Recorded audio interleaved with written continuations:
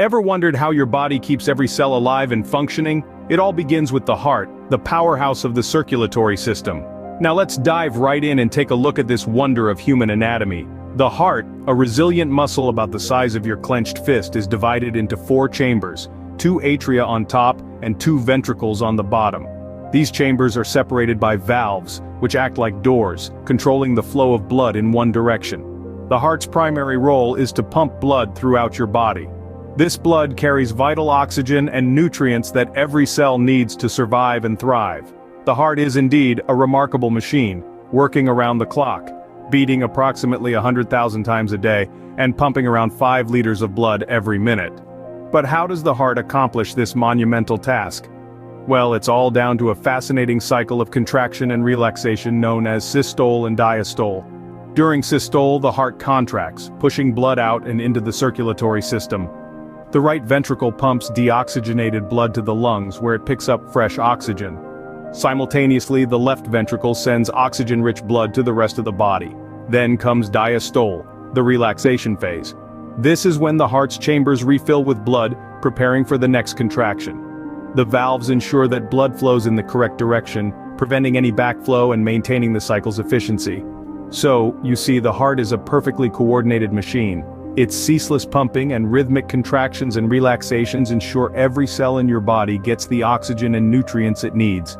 It's truly awe-inspiring to realize that this small, tireless organ is responsible for powering the intricate and sophisticated circulatory system. So the next time you feel your pulse or hear the thump-thump of your heart, remember the incredible work it's doing.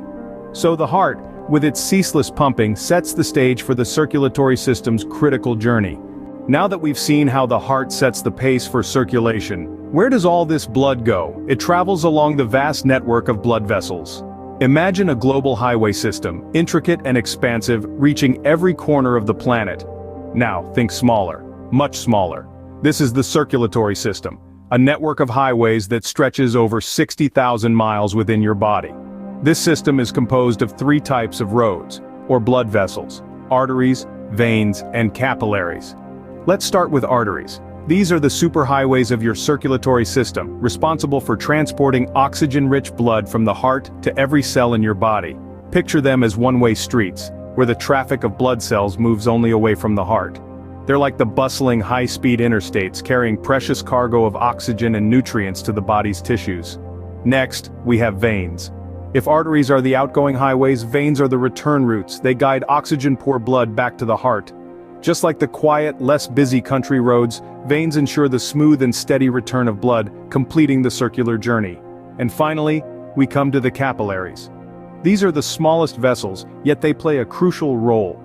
Think of them as the narrow, winding side streets that connect the arterial highways and venous roads. It's within these tiny vessels that the magic happens, the exchange of nutrients and gases between blood and tissues. Like a bustling marketplace, capillaries facilitate the trade of oxygen and nutrients for waste products, ensuring every cell gets what it needs while removing what it doesn't.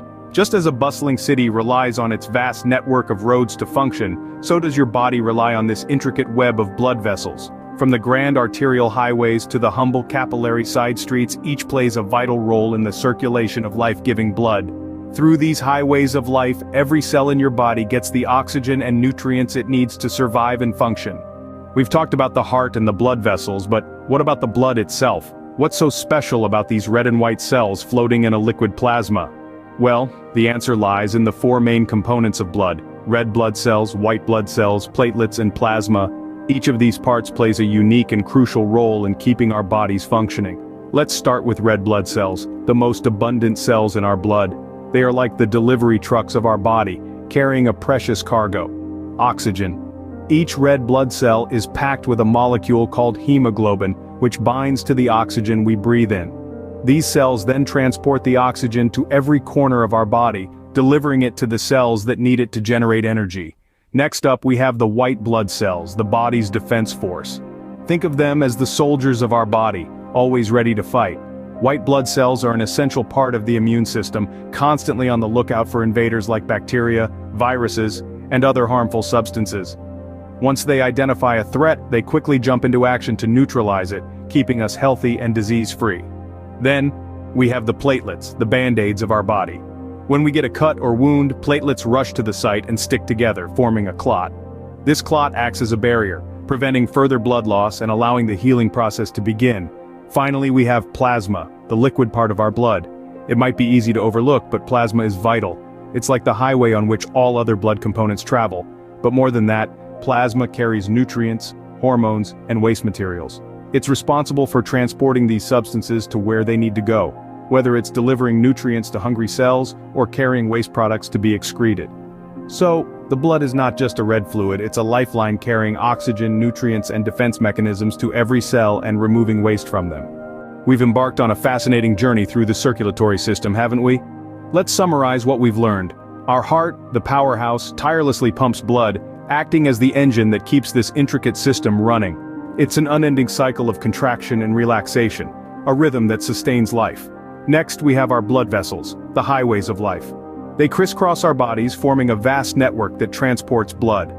Arteries carry oxygen-rich blood from the heart to the body, while veins return oxygen-depleted blood back to the heart. And let's not forget the blood, the lifeline of our body. It's a complex fluid carrying oxygen, nutrients, hormones, and immune cells.